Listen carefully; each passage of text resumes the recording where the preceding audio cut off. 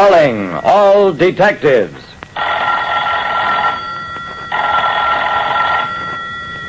A savage killer roams the city, cannot escape the net, but can't be captured either. What happens to such a man when he's hunted like a dangerous animal?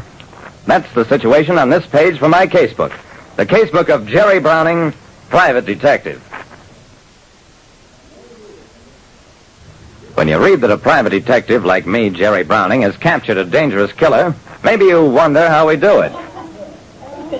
Hurry up with those money bags. Get him onto the car. You in that cage, what are you trembling about? I'm sorry, Please don't shoot me. Look at the punk. He thinks he's gonna die. Well, he's right. Okay, boys, let's go.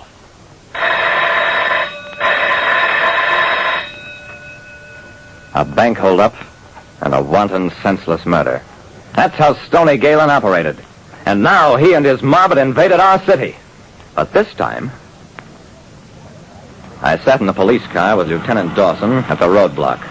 Jerry, how can you be sure they'll take this road? Because I think Stoney's headquarters is someplace west of here, which means he must take this road. The car approaching was coming at top speed. Didn't slow down as it neared the roadblock. Here they come! The getaway car slewed around and headed back the way it had come, though not before it was whacked end to end by machine gun fire. Then...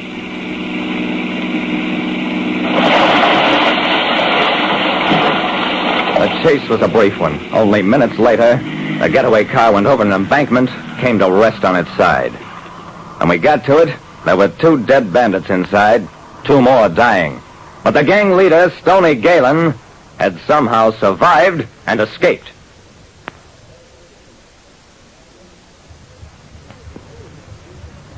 Although we intercepted and smashed a bank holdup and murder gang, its leader, Stoney Galen, managed to escape.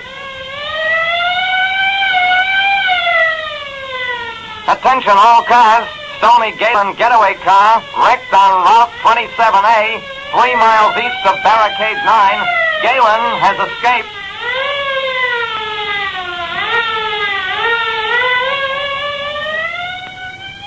By nightfall, Stoney was still uncaptured. The wreck had occurred in a wooded section of country well within city limits. Stoney was at large, but he was bottled up, and now the net slowly began to close. Dawson speaking. Yes, keep search parties going all night if necessary. Jerry Browning speaking. What's the address? 1518 Hawthorne. Hold the wire. Hey, Dawson, suspicious character seen going into 1518 Hawthorne. I know the house. Small-time crooks use it as a hideout. We'll pull an immediate raid. Anybody who shelters Galen will be held as an accessory to murder.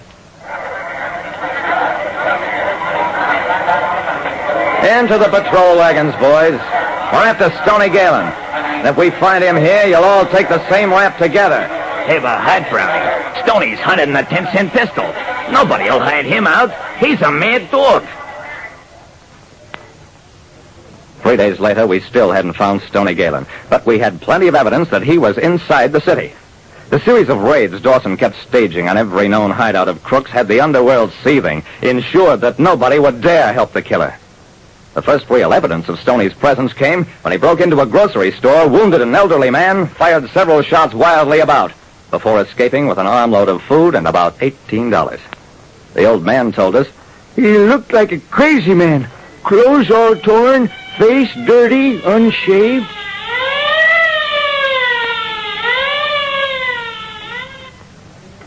We didn't get Stoney that time, or the next time either, when he held up a garage and tried to steal a car.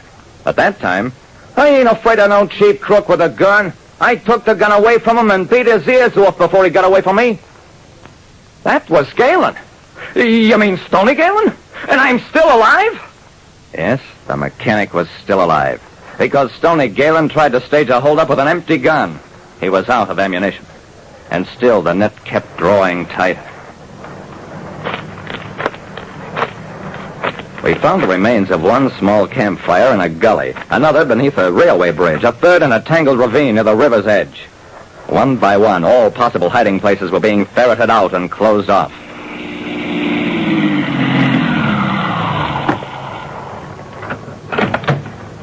I stopped my car on Route 27A, at about the point where Galen's men were wrecked. I got out, walked over to the embankment, scrambled down the hill. Almost immediately, I found myself hidden from the road by trees. I looked around. To the right, the forest seemed denser, so I headed that way. I was testing out a theory. Stoney had been at large now for 15 days, during the last 5 of which he'd been unreported either in the city proper or out in the open. There was no possibility of his breaking through the net. We were all certain of that. But then, where was he? I believed he was someplace in this patch of woods, that like some hard-pressed animal, he'd returned to the terrain that first sheltered him. Now I was trying to project myself into the mind of a desperate, hunted man. I stopped to look back along the way I'd come. I could have been 1,000 miles from the heart of a city instead of about 8. Trying to project myself into the mind of a desperate, hunted man. I stopped to look back along the way I'd come. I could have been 1,000 miles from the heart of a city instead of about 8. I started walking again, always heading for the thickest part of the forest. Then I found a lead, a torn bit of cloth dangling from a low branch. I looked down, noticed a faint beaten path in the undergrowth. I followed it for about 1/4 mile. It ended abruptly against a small hill. I was just about to turn back, but I noticed the cave opening. Leaves and branches were piled against it, but one branch had slipped down, revealing the aperture. I walked up to the cave mouth. "I know you're in there, Galen. Come on out." There was no reply.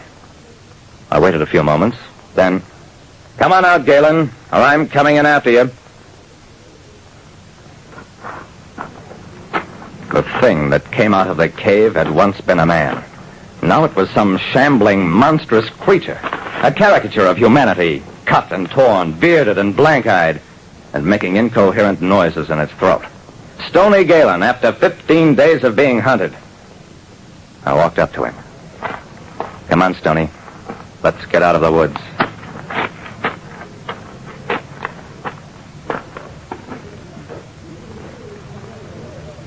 And that's how Stoney Galen was taken. Not very heroic, is it? There was a revolver in his pocket. He'd stolen it from a farmhouse, but he never tried to use it, because there was no more fight left in it. That's what it does to a man to be relentlessly tracked down, harried, and hounded, until finally he becomes a mindless animal creature. Like I said, when a killer is finally taken, it isn't how dangerous he used to be that's important, but what's happened to him since the time human society marked him as an outcast. Listen next time to Calling All Detectives, mystery drama, mystery quiz, and a chance for you to match wits with yours truly, Jerry Browning, private detective.